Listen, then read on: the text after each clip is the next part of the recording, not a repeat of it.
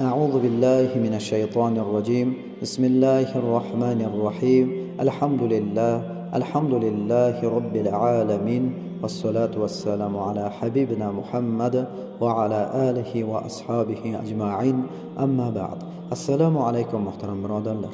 Bugun sizlarning e'tiboringizga so'ng zararlardan saqlovchi duoni havola qilamiz. Usmon ibn Affon radhiyallohu anhudan rivoyat qilinadi.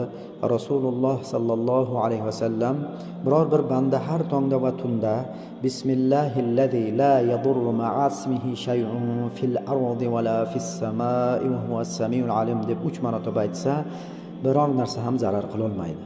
Ma'nosi shunday: Allohning ismi bilan boshlaymanki, uning ismi tufayli yer va osmonda biror narsa zarar bera olmaydi. U eshituvchi va biluvchi zotdir.